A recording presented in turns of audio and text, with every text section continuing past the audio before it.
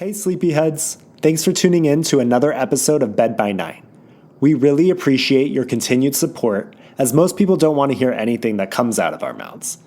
For this epi, Hev and I talk a lot, so we have broken it down into two parts.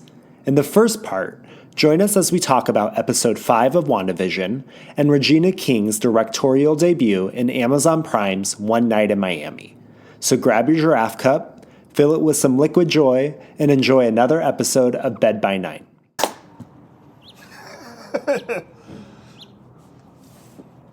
Welcome to another episode of Bed by Night. Hi, Booze. This is one of your hosts. Have a nice day. Oh, I see what you did there. And we're just going to go with the old one. I'm your other host, Kay Willie. You miss me? No. You miss that? No. You don't miss Kay Willie? No. I think people miss Kay Willie in general. Hey, good people definitely do. I know our live studio audience does. They're having a riveting conversation. Always. About race relations. Who likes to see two races commingle? Am I right? Hate it. God. Well, shout out to our sponsors, Giraffe Cups, for sponsoring another definitely inebriated podcast. When you like giraffes and you need a cup. Giraffe Giraffe cups. Yeah, you're getting it. Wait, G cups? Is it like K cups, but for giraffes? Yeah, environmentally friendly G cups. They're 100% pure giraffe. What part Brought to us by Donald Trump Jr. on his safari trip. There's 100% giraffe eyelashes. Just to let you know. The protein. Yeah. How was your week, man? Week was good. Busy. It was kind of like the first official like ramp up week for work. Like I've been there for, a few weeks now, but you know how you kind of have like a grace period where you get to know people and you're just like in introduction meetings and you're just kind of sitting idly by. No, people, because every job that I go doesn't make a job for me. Well, I guess like learn a skill and get paid for it. That's my advice. Alright. Because so my skills is, they're lackluster. Like, I'm sometimes funny. Sometimes, yep. I'm moderately good at basketball and World of Warcraft. Right. I make good mac and cheese. Yeah. It's better than moderate. You know what you're really good at? You're a very good cranberry mixed drink maker. Hey, alright. And you're good at smoking meat. And that's on a grill, you guys. That's not inappropriate. Right. It really isn't. The one time that I'm not being inappropriate, your smoked meat is delicious. Your flesh meat. Okay. Also so delicious. We're going to our next sponsor, Jesus Christ, our Lord and Savior. He is sponsoring this. And the amount of sinning that we've just commenced. But you know what? Jesus loves sinners. Okay. All right. So learn a skill. We got back. Yep. We're going to loop back around. So But that's how your week was. Yep. And I did editing of the first episode of season 2. It was my first time going in on the editing job. So that was that was fun to like, also frustrating to kind of just like go through the process of it all and learning. Like on top of that, I was like learning how to do it all on iMovie, which is just like learning a new software on top of learning how to accomplish a new skill. So it was fun, but frustrating, but it was fun. Other than that, played a lot of tennis, which was good. And I think between like those 3 things, that's basically, I got my yard landscaped. I was going to say lard? Yeah. Like, hey, what are you frying up around here? Because you live very close to a place that would have lard. Yes. Your mansion is very close to a supermarket that sells high quality. You have to pronounce it El Supermarket. El Phoenix Rancho Marco. Yeah. Marco. Okay. All right. Got your yard maintenance. Okay. Yep. How was yours? It was stressful. do the work, but it's mainly the stress that I put on myself trying to excel at a project that I am manning. Outside of that, I received a new gaming massage chair. Ooh. That I haven't put together yet. Is it like a full back massage sort of situation? Yeah, it's more like an insertion massage. So you sit in it. And it sits in you. Perhaps. No, it's like a back, like metal back, high back, and I didn't realize it was a massage chair. I just got it for the price point in the reviews, and when it got here, it literally says gaming massage chair on the box, and I'm like, huh. So none of the reviews said like the massage is great. To be fair, I read one review, and it was like 4.7 stars out of 5, and it was like 100 reviews or so, and I'm like, I can get behind it. And I read one.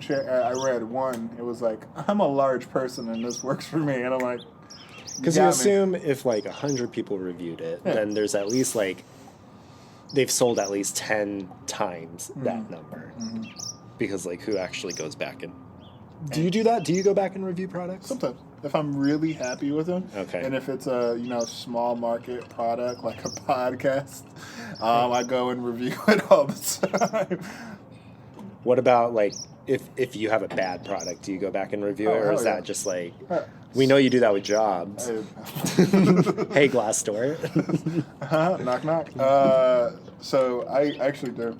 And I'm really quick to review if I had a bad time. But if I understand if it's not fully the fault, like, so I know this is not exactly what you meant. So last week, I ordered DoorDash. Okay. And since they're not sponsoring us, I can say this. Mm-hmm. I ordered DoorDash, and my streets are lined up to where there's multiple streets with the same name, but it's like 40th Street, 40th Way, 40th Avenue. Right. And can get confusing if you don't know the area. Yeah. The driver dropped off my food at one house over, and I literally, which was crazy, is I was walking my dog at the time, came around the corner, saw her turn because I was tracking it because I was hungry, because I'm fat. And saw her turn. I'm like, oh, she better be coming all the way around. And I saw her stop on it, dropped the dog off, started walking over, and then I get the notification that the food was left. You get the photo where the food was. You get in front of that house, stranger's house, and the food's not there. Did you knock? Scream, no. Why? I'm not going to knock on a stranger's door. Like, why did you accept a DoorDash delivery when you know you didn't order it? Because human beings are horrible. Oh, I would have knocked. So... But here's the thing. Okay. Came back to the house furious. Yeah, because you're hungry. Yeah, and I'm not skinny. So came back furious, reported the thing, and then I screenshot immediately when they stopped over there because I'm like, if this happens, I have a screenshot. I was about to light them on fire. I requested a refund. I got credits and everything like that. And then I was about to make dinner, and then we get a knock at the door of the same DoorDash driver. Was like, hey, did you order food? And I'm like, did they drop this off at your house? She's like, no, I'm the driver. It was a mix-up. And I'm like, huh. All right, so let me just undo this review. Can you pull reviews once you post them? No. So I definitely left something very mean for no reason. So was it against DoorDash or was it against the delivery? It was against everyone in Arizona at that point because I was hungry. Who the fuck calls it 40th Place and 40th Ave and 40th Way? Where is the land developer? I forgot the right term of who was that guy in the Parks and Rec's office? He did the roads and the. Jerry? I don't know. I would assume it would be Jerry because he fucks everything up. No. So it was someone who I was yelling at them, yelling at the meteorologist. Why is it so dark out so they can't see the right street name? And I was like, so that happened. So yes, I do leave reviews. Got a gaming chair. Haven't set it up. Okay. Got new shoes. Very happy about Saw that. Yeah. Just preface it. I don't think every week you have to announce that you got new shoes. You can just. Oh, there they are. We got some Air Jordans. Yeah. Off-whites. Yeah. Air Jordan off-whites with. Is that the security tag left on it? What is that? It's the tag that was designed to be on the shoe. Yeah, it makes you hate it even more, don't you? Straight out of prison. I hate it. Hey, call me CB4, baby. It looks like the slip tie cuffs that like the Capitol Police didn't use against any insurrectionists. So you had a bad DoorDash experience. I had ordered a new office desk this past week, and I wake up one morning, I'm like opening up my email, and it's like maybe a week and a half after I had placed the order, and it was just like, we have processed your cancel request for your desk. And I was like, well, I didn't cancel this. So, I respond to the email and I'm just like, hey, I didn't cancel this request. I still want the desk. Was this like made an error, or did someone hack can you look into this for me? And then I kid you not, I get the worst email. I wonder if I still have it. Back from these people. And since they don't sponsor us either, we're gonna name drop. Light it up. Yeah, so it just said your order has been canceled. So then I reply, I'm like, what's going on here? And so they respond and they go, dear, comma. Dear, comma. Oh, no sentence actually starts with a capital letter or anything like that. So dear, comma, thanks for your email, comma. I am so sorry to tell you that, comma. This is because we are lack of stock, comma, and we maybe need 1 to 2 months to ready for the stock, comma, to Aviad cause inconvenience for you. Aviad? Avoid, but they spelled it Aviad. Who'd you buy this We from? canceled. It was through Amazon. What Nubian prince from Africa did you order this and from? this place had great. They had over 10,000 reviews. It was 4.5, 5 stars for every between that. For all the different desks that they offered. Did you look at the bad reviews and did it say they can't speak English when they... So it was we canceled your order, comma. We hope you can understand, comma. If you want to buy any others, please join our FB group to stay tuned to the news. Nah, Playboy. And I was like, nah, just... I'm not going to join your fast break I mean, I got my refund, so I was like, I'm just moving on at this point. But I was like... Get a standing desk. I was like, so, no. I'm lazy and I would like to sit as much as possible, so fair, too sure. But I got an L-shaped one, so it fits right in the corner. And so I'll have my work stuff on one side, and then I'll have all the podcast stuff on the other. Which is it a warm desk? Define warm? What's that mean? Because it fits in a corner. It's 90 degrees. Is it warm? Thank you for joining us this week on Bed by Night. We'll see you next week when Hev decides to not be stupid. Math pun, y'all. Right. Angle. There. Followed it up with our own. So, let's see. We got a few things to cover today in the TV and film realm of things. But before we jump into that, how was your luck getting a PS5 this week? It's so fucking close, Hev. So close. Okay. So most of my experience thus far is I get the tweet, I click on it, I'm refreshing as it's this is the time that it's dropping, and then I'll get it and I'll try to click on buy one, and then it just errors out. This week, Walmart.com, I was able to add it to my cart, get in and add in all my purchase information, credit card, all that stuff. Click submit. And then it errored out. It circled around with the blue circle loading for not the blue 20, 30 seconds, and then it errored out. And I was on a conference call at the same time, and I'm actually talking, and I'm pretty sure I went a slight little whimper. Gross. And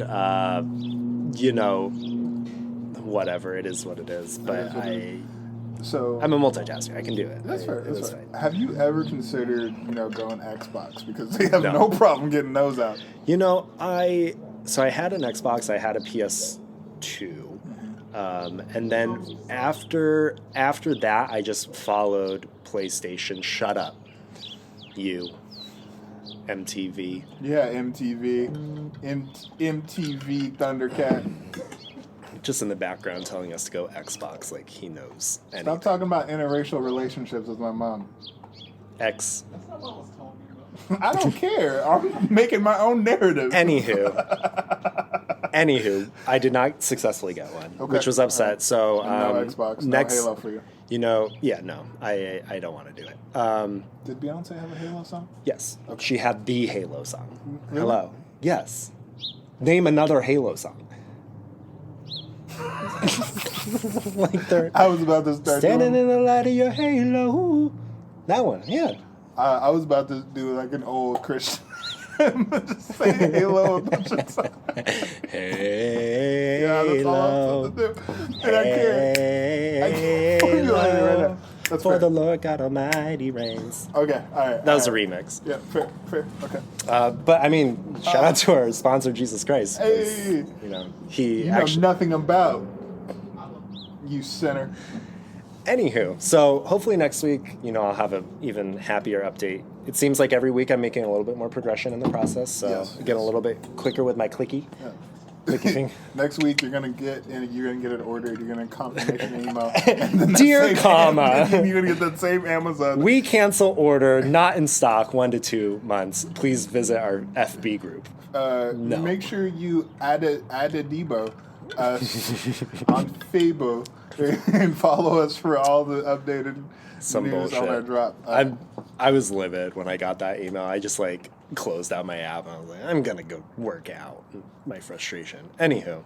Work out. So we watched some TV, watched some films this week. Barely had time, but yes, I did. You want to just start with WandaVision? Yeah. We'll talk about the 5th episode, what we thought. Let's get your thoughts, Hev. What'd you think? What I think is Vision takes too long. Vision knew what was going on in episode 1. And he's over here acting like he's not the man of the house. He needs to put his foot down. I don't care if you're dead, man. Put your foot down. Put it down. And do what? Get beat up by your really strong wife. Okay, so there was a point, where he confronts her. And they do a little hovering thing right in the middle. He did the Iron Man hover. I didn't like it. She did the Iron Man. Okay. I was hoping for a Mr. and Mrs. Smith kind of fight scene up in there. It's no, you're an agent. No, you're a double agent. That bullshit. And we didn't quite get there. They talked them. They de-escalated the situation with their words. Like adults. Who communicates like that? Nah. Trash. Nah, people. we throwing hands. We throwing hands. If you mentally manipulating me, and I find out, catch these hands. What do you mean? Every time you click, we reset back into the thing. If I can't say can't formulate words. You just have to relive 2020 over and over. You just got to do it. So, okay, what else? What else did you think? So Vision, you have a gripe with him taking so long to figure things out. I'm also sick of how almost in most situations when it's not necessarily war related, but where it has to do with the army, there's always one guy who's like one fucking guy with the smallest dick. Very minute in size schlong. He just is like, you know what? I'm going to say what I want. Terrorist. She's a terrorist. But she helped the Avengers. What did she do before that? Destroy a city? Sir, we've all destroyed cities. Give her a chance. And then he set it up a bomb? Right. On the thing? Right. Why is there always someone in power to be like, oh, that's the plan? No, here's the plan. So we're going to talk shit. Yeah. I'm like, you know where you need to go? Outside the wire. Stevie Mackey. He can help you. You want to just blow up motherfuckers. Fucking nah. God. Nah. Dude, I was so irritated. Mm-hmm. You have a plan. And first off, what makes you think a bomb is And it was two work? children next to her. And he's like, do it. They're not real. Nah. But we just talked about it in the scene before, how everything is real. Nah, but boom? Kaboom? Not boom. What's going on? Okay. What else? How else did you feel? Okay, can I, we finally got, I thought it was going to come later, but we finally got the X-Men crossover at the end of the movie. She opens the door, and then Pietro's there, but it's not her brother that was in the Marvel movies. It's the actor who played Quicksilver in the X-Men movies. Oh. You didn't catch that? No. So I didn't know it was the actual crossover. I know it wasn't the right Pietro because I know what he looks like in my head. So I didn't know it was Quicksilver from X-Men. But they said in the show, they're like, oh, they recast her brother? And I'm like, yeah, that's not him. Yeah, so it was the one from First Class, Phoenix, like the last 3 X-Men. No one saw those. So no, they did. They just gave it one or 2 stars. Who's right on that one? Yeah, Durag, Golden Durag. Yeah. Oh, you like him now? When he agrees with me. Not his stance on interracial relations. All right. As your boyfriend's drunk as shit watching Netflix on my couch. So the scene before he shows up, right? Yeah. The scene before he shows up, they literally, Vision's like, you gotta stop manipulating everything. And she's like, I can't believe you think I'm doing this. Knock, knock. Mm-hmm. She's like, I didn't do it. Yeah. And he's like, I'm ignoring all logic here. And I'm like, you can't. I mess with someone's brain, and he said that you're messing with his brain. Mm-hmm. She's like, come on, bro. Who you gonna believe? Well, someone in pain or me? So I think the strongest person on the planet right now. I don't know. I would argue Scarlet Witch is probably stronger than him. Okay, so no. She was like, who you gonna believe, that guy or me? She's the strongest person on the planet. The only person stronger is the person who made Popeye biscuits. So dry. They're dry as shit. So dry. Woo! Anywho, I don't know. I kind of like the way that the storyline has been progressing where, like, her control is unraveling. And I think it only makes sense because there's been gradually more and more interference within the episodes. Like, there was like that blatant call out one when her neighbor comes in when the babies are crying, and then she's like, should I just take this from the top because you want me to take care of the children, right? And they're like, what? And then Vision's like, that was weird, and she's like, what was? No, everything's fine. Yeah. So I think she's like kind of like, I think at first, like, she might not have been aware of what she was doing. Mm-hmm. And I think now she's very much aware of what she's doing, but she's kind of more in like a little bit more of a state of like denial about it. Here's what I think. Okay. There's 2 Wandas. Yeah. There's definitely 2 Wandas. 1 Cosmo, 2 Wandas. That's a fairly odd response. Yeah. There we go. No, so when they were like, oh, we have a breach after they tried to bomb the strongest person on Earth, did you think it was her coming out? I thought it was either going to be her or I thought it was going to be Vision. Yeah, I thought it was going to be Vision, 100%. And when she came out, wearing a different outfit. She's wearing her Scarlet Witch outfit. Yeah, she was. From the Avengers movies. And she was logical. She didn't act like she was on the inside. Right. And she had her accent back. Yes. Her Slovakia. I'm not going to say what. Russian. I don't think is it Russian? It's that. Eastern Europe accent. Yup. Yeah, but Northern Russian. And and then she did the like snap, the twitch of the fingers, and then all the guns went and pointed at Small Dick Captain. Yeah, who should have died. But the thing is, she could have very easily killed him, but she didn't. Mm-hmm. And she said it was a warning. So I don't know. I think. So the only reason why I say it's 2, right? Because after that, it goes right back to it, and then she starts denying everything again. So do you think there's 2, or do you think that someone's like controlling her? Because I don't think there's 2. I think someone's controlling her. I think Agatha, I think, could be controlling her because she's supposedly the other witch that's in there, the neighbor that she knows what's going conveniently, does things. Convenient. Well, and then surprised she was on hand holding the brother walking into the.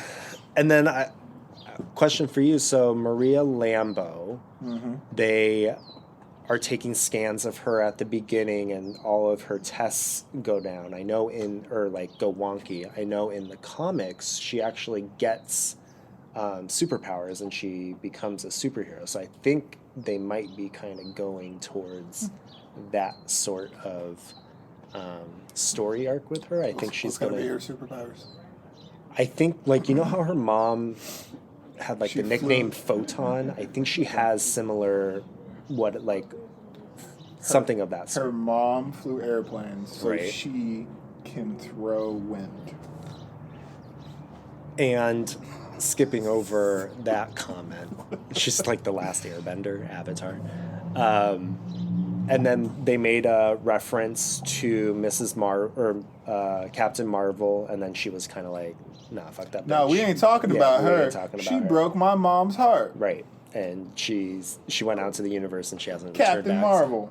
and she hasn't come back yet. Yeah. What sort of captain does And that? then part that I'm excited for Crunch? was Lambo was like, "Oh, I know someone that's an engineer that can figure this out." And then, they cut away from that. We don't know who she contacted. Be the engineer. Well, so there's two working theories. There's one that it could be, what's his name? Mr. Fantastic from the Okay. Fantastic Four, because we know that they're going to be doing another Fantastic Four reboot. Okay. So they're thinking maybe that's one way that they're going to introduce it. Or they're also doing an Ironheart series, which is basically like Iron Man's predecessor. It's Yay, Iron Man! a black female that I forget who. Riri is the name of the character. I can't remember who's playing her. Is it Rihanna? No, stop. But anyway, but it's possible. I think she was also an engineer, so it's very possible that it could be. But Marvel's doing a series based off Ironheart as well, so I'm thinking it could be one or the other of those. Well, that last series that was based off of Iron didn't go so well, so I hope this one does a lot better. Which one? Iron Man? Iron Fist. Oh! Yeah, Iron Fist wasn't great. It was not. If I wanted to see a whiny person be on screen for 18 episodes, I'd watch Whiny McWhinerson, the movie. Wow. Do you want people to listen to our podcast, or you just... Look, I don't have top-notch jokes. They know this by now. Yeah, that's true. Okay, so I'm trying to think if there's anything else in WandaVision.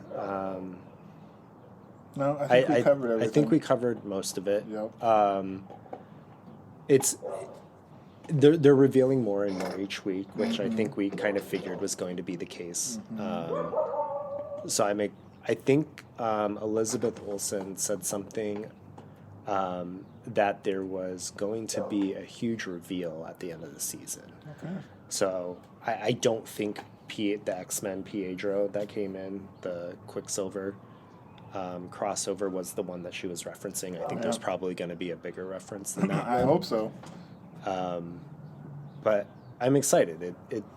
It's cool to now at least get reality and Wanda's little sitcom kind of thing of it. How did you like the 90s cold opening? 80s cold opening? No, it was 90s. No, it's totally 80s. Was it? Yeah, for sure the 80s. Because that was like Facts of Life Okay. and all that. Okay. So I think we'll probably move into the 90s next decade. I'm expecting when they hit the 2000s, it's going to be a Friends logo. Oh, God. Yeah, the whole Friends thing. Yeah. Yeah. Get a little clap up in that bit. How did you like Vision as a baby when they were showing him? It was just Small Vision's head with the gem in different shapes as he grew older in that little slide. I was freaked out. Yeah, it was weird seeing that since, obviously Wanda's just kind of putting that in place. We know he didn't grow up as, a kid or anything like that. Right. But I also want to say, I know, that dog didn't die from eating eucalyptus leaves. She killed the fuck out of that dog. Yeah, she killed that dog.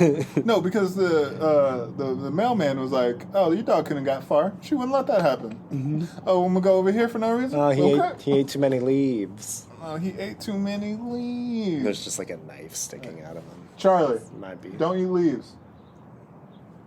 Anywho. So anyways, that was WandaVision. We'll get a new episode next Friday, and we'll kind of see where we go from there. But we know that... It has picked up. My initial for sure. review of 1 out of 5 woos has dropped. I feel like it's raised. I feel like it's gonna be similar where if you go back once it's all out and just binge watch the whole show, like it will be way more tolerable. Mm-hmm. I think, like you were mentioning, the first 3 episodes, because not much was really going on, like it was frustrating. But I think like once you know like the overall story plot and then you go back and binge it, I think it'll probably be a lot easier to get through. All right, so that was WandaVision. Hey. We have we're kind of jumping between streaming services this week. We have one movie that we did on HBO Max, did one on Netflix, and then we did one on Amazon Prime. Do you have a preference with which one you want to start with? Let's talk about the Prime one because it's very prominent on my mind. All right. So do you wanna introduce what we're talking about? We were talking about the movie One Night in Miami. Yeah. And my first thing I'd like to say is, for being one night in Miami, Let's just preface this with Black Lives Matter. Black Lives Matter. Okay. One night in Miami, no one was sweating. And it's goddamn hot in Miami, y'all. None of them were sweating, and they were wearing long sleeves. And it was what, 68? Was it the 1960s? Yeah. This is happening?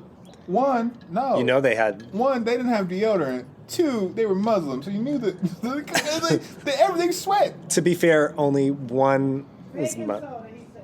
Baking soda. I got baking soda. Only one was Muslim at the time. Who? No, the folks outside.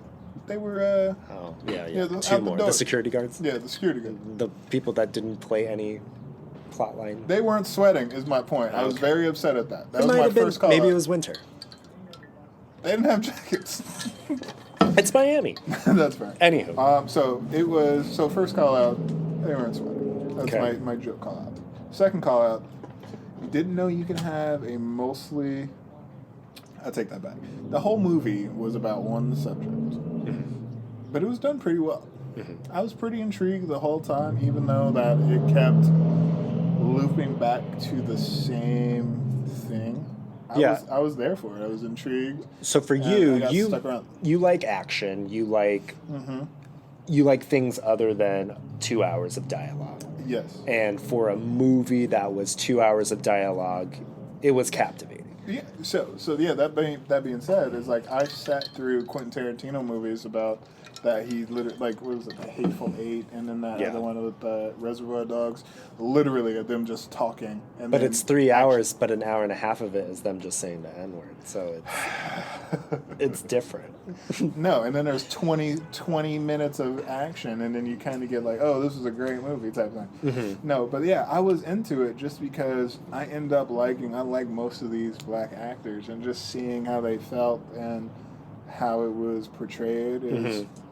I was into it. I didn't like Malcolm X. You didn't like the character who played him? Yeah, I get it, but I think it's just mainly the personality and what he represented in the movie. Well, and that's a good point. So that was Kingsley Ben Adir, I think. And but I think the point was he was playing a Malcolm X that was different than what we've normally seen Malcolm X portrayed in movies before. Like most of the movies before, like focused on his public life. And I believe, wasn't it? I believe it was Sam Cooke's character, who was played by Leslie Odom Jr. That was like, this isn't the. He's like, you're not the same Malcolm X that is portraying himself to the public. So I think that's one thing that the movie wanted to spotlight, was this guy behind the scenes wasn't. Yes, he was still like this radical figure because, I mean, him and Leslie got into, Sam Cooke, got into a lot more than one time. Yeah. They left the room, they got came heated. Back. Let's have the same argument. Yeah, they Why? picked bones a lot. Leave. Here's another point how I knew that I didn't like this movie. You didn't like it? Overall, you didn't like it? Hold on. You watch half of it. I didn't like it though. You watch half of it. So here's the thing. No, how I knew it was wintertime? They were eating ice cream. And who eats ice cream when it's cold out, y'all? I ate ice cream year round. Shut up. It's good. My point is, it was hot in Miami and no one was sweating. That is the dumbest thing to not like a movie about. Like, I want consistency. One Night in Miami producers and directors. So does your boyfriend. He don't get it. One you don't Night see him in complaining all the Miami time. this is what I want. So here's the thing. So every time they came back in the room to Not fight. going to disrespect Regina King in this house or in this yard. Every time they came back into the room to have the same discussion, Yes. I was just like, why don't y'all go out and do something? I understand that you're supposed to be here. It's and- their night to celebrate, though. Yeah, go out. Go out and celebrate. COVID.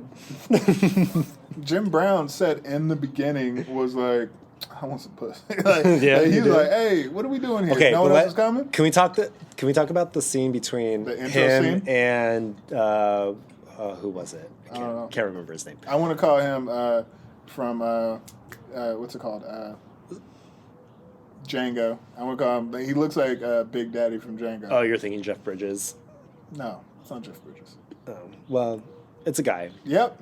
It's a white And guy. so it's Beard. they're from the What's his same name? town. Look it up. We'll get there. I have IMDb open. I'll get it. I'll tell you. Oh no, it doesn't have him. Anywho, Bo Bridges, Bo Bridges. not Jeff. Yeah. So they're from the same town. It was the character of Aldous Hodge plays Jim Brown, who was he was a running back for the Browns at the time, Yes. breaking a whole bunch of records, right? And they're from the same town, so he goes and visits this guy. I'm assuming it's like his high school coach or someone that he knows from his childhood, right? And they're having a very pleasant conversation out on his porch, and then at the end of it, they're moving some furniture inside. Hold on, before you get there, right? He was talking about in the conversation between this black man and white man. They were on the porch. He was talking about. He was like, "Oh, I always loved your aunt and this, that, and the other. And as long as I'm alive, she'll be okay." And Jim was like, kind of taken back by that statement. He was like, "Huh, okay. Well, I didn't." She would love to hear that because you know how everyone is in this town. And he was like, "Oh, don't worry about them. As long as I'm alive, everything's okay." Right. And then go ahead and finish your statement. Yeah, so then, Playboy. he offers to help them move furniture inside the house, and he just looks at him, like, very nonchalantly, too, the way he delivered it. And he's like, we don't allow... He said, "No, it's okay. I got it. And plus, we don't allow niggas in the house." Right, like, Huh? he's just like, no. Excuse me. And then, like... Excuse me, say what? And that part was, like, crazy, because, like, Aldous Hodge, the ways that he did it, like, he didn't say anything. He just had, like, this dread look on his face, like... Yep. Shit. Like, Yeah. So which just hasn't changed. reminds me of the Jay-Z song that he came out with on 444. I can't say like literally 90% of the words. No, I think you should. Go ahead and give it a shot. Thanks. So anyways, so that part, that was like a really impactful thing for me. Mm-hmm. I don't even think we like described the plot line at all of this, but it's They basically talk about one subject in a room for 2 hours. Next movie. Shut up, Ev. No. It's a fictional... It's adapted from a stage play. It's a fictional movie. But then they really meet in one night? But it's fictional. No one knows what Yeah. they discussed or anything like Yeah. that. But it was... Definitely wasn't that. Jim Brown, Sam Cooke, Malcolm X, and Cassius Clay, who's, Muhammad Ali in the future. Yeah. But they all meet up after one of Muhammad Ali's fights. And yeah, they discuss basically their impact on black culture and what they can do to help move the culture forward. Mm-hmm. So I think for me, Malcolm X kind of played like he was the inciting incident for basically everyone. He had issues with everyone, right? Like him and Jim Brown got into some shit. Him and Sam Cooke got into a lot of shit, and then there was the whole conversion thing with Cassius Clay at the time into Muhammad Ali. For me, he was the main character of the movie. well, yeah, for sure. For sure. He drove the plot line for everything. He drove the plot line for everyone.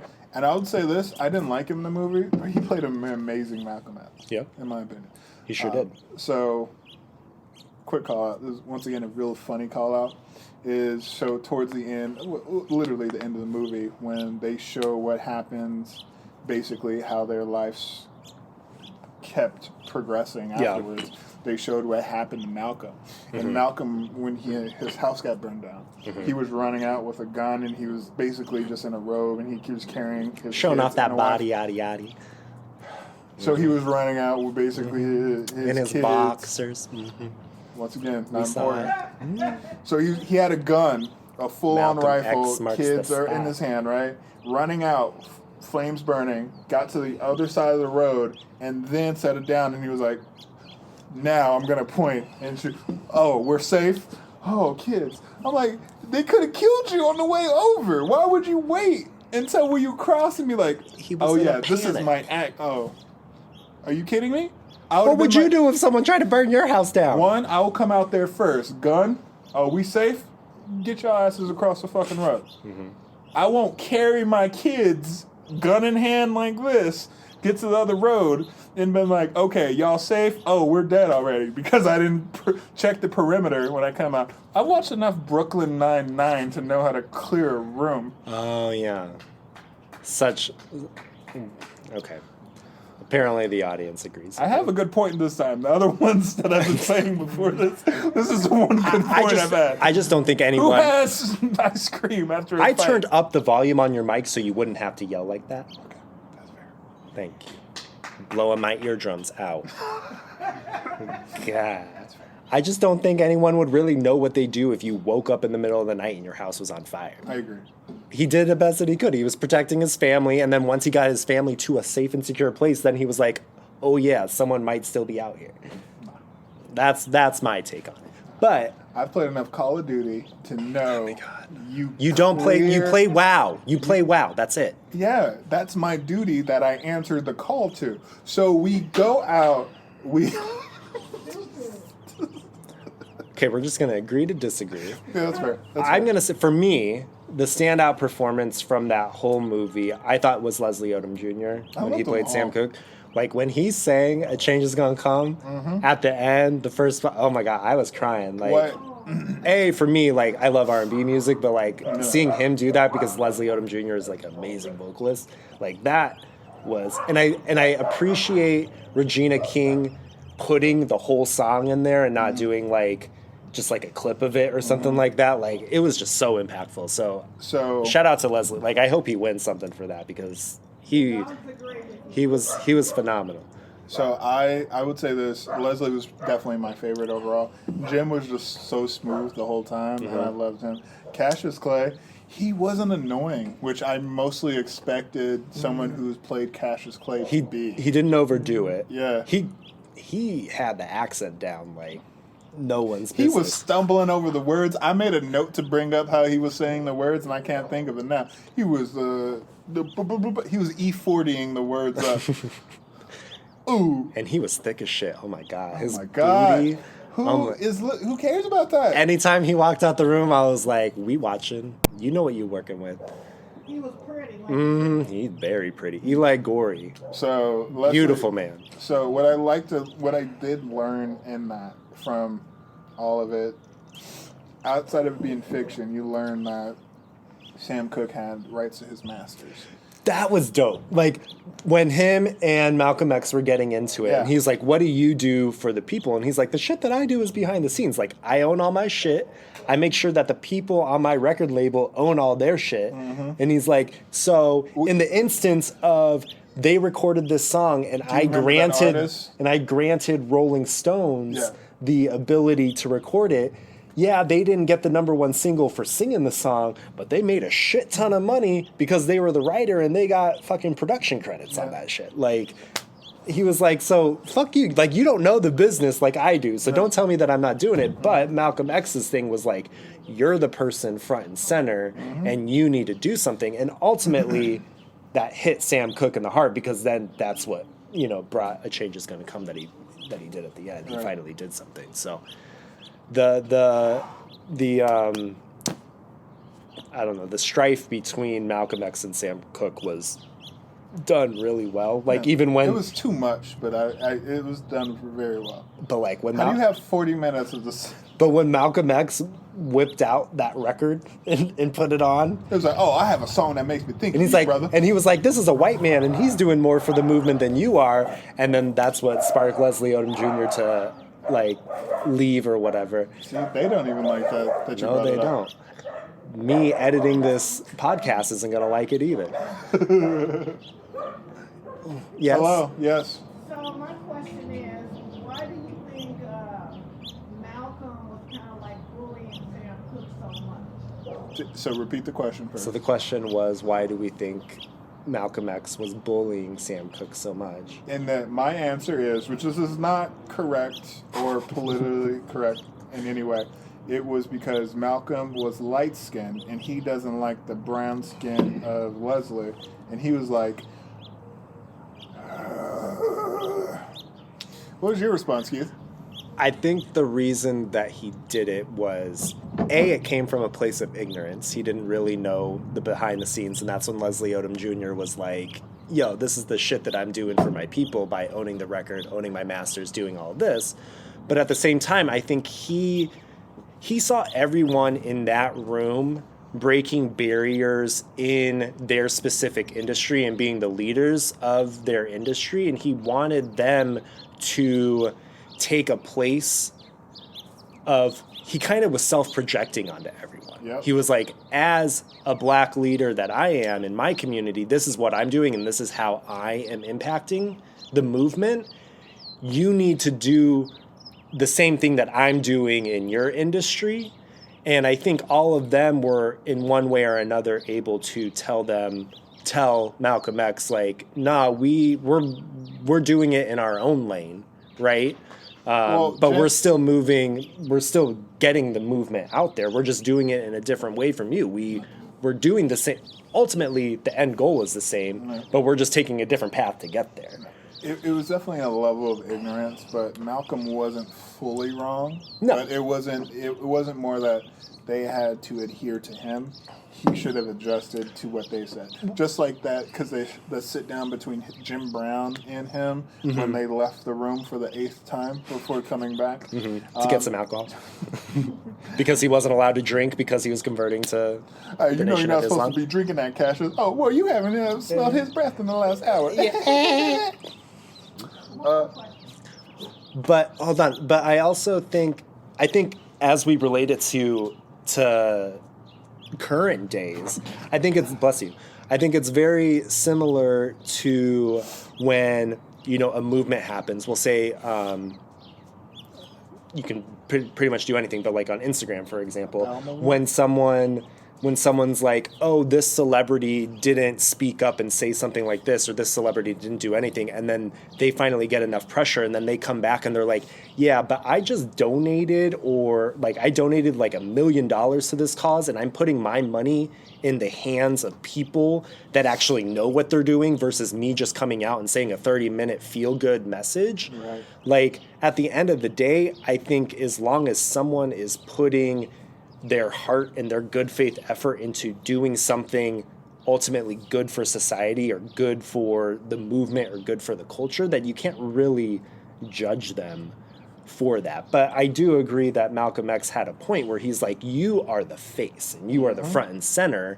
And even though you're doing all of this to move the culture forward for your specific people, there's something that you can do as an individual by putting yourself out there that's going to reach a greater audience than just giving your people financial benefit in the industry. And I think that's ultimately what he was trying to get across. But he said it wrong. Yes. Oh, his approach was terrible. Right, making that, that they did it their way, and they're the same end goal, right? All right. So can I ask y'all a crazy question? You're going to anyway, Mama. Yeah, you're going to anyway. Explain the camera scene. What?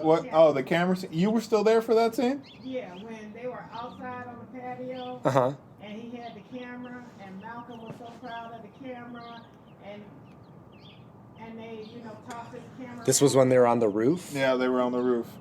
It was take 5 when they left the room and came back to the room. I think in the grand scheme, like I can't really speak to that at the moment because So I don't think that in the grand scheme of thing I don't. I don't think it had much weight to the actual plot But I can understand, as someone who likes electronics and spends a lot of money on their electronics, you touch my shit, you want to toss this around? Yeah. You gonna get these hands. You know what, henchman? Come beat them up. I would have let my henchmen beat up everyone on that roof if they would have broke my camera.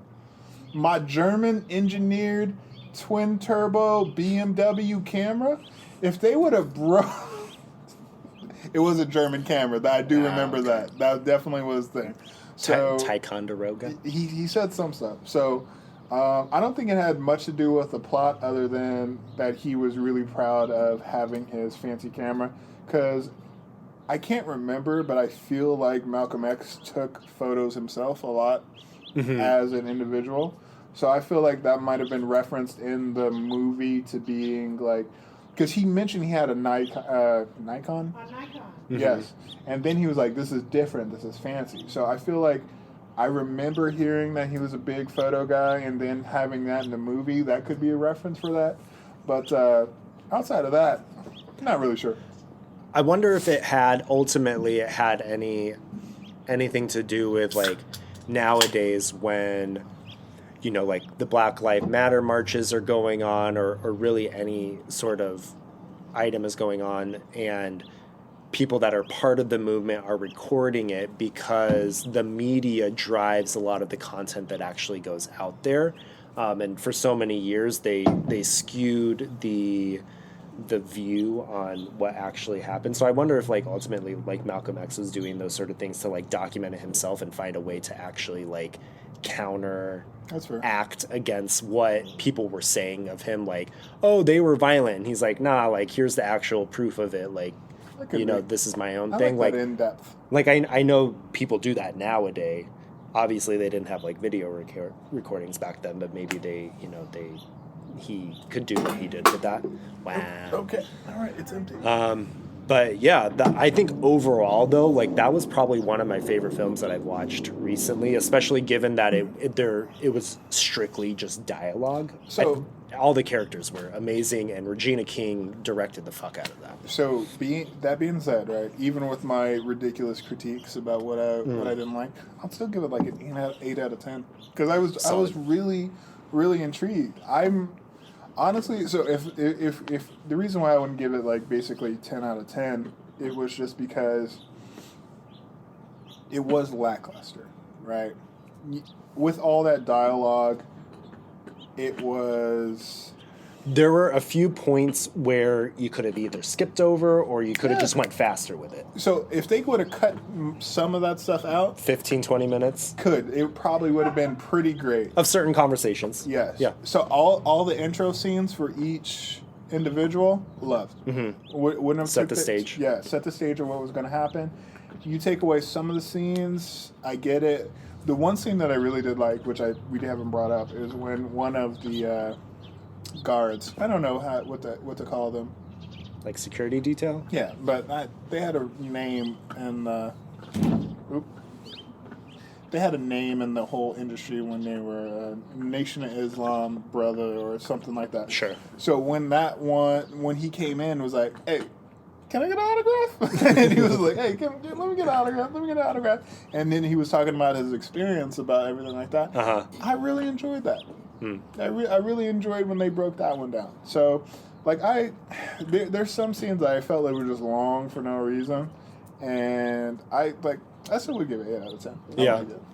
One thing that we didn't bring up that I just want to touch upon quickly, the sheer fact that Malcolm X was in the process of leaving the Nation of Islam while recruiting Cassius Clay into it is like, and the fact that he didn't, you know, he obviously like sprung it upon him in the hotel room. Like, I can't imagine like what goes through your mind when that happens. Like, ultimately, you know, he did convert to it, and I think, you know, it was because he believed in, you know, the teachings of Muhammad and everything like that. It wasn't his conversion wasn't because of Malcolm X, it was because of the religion. Right.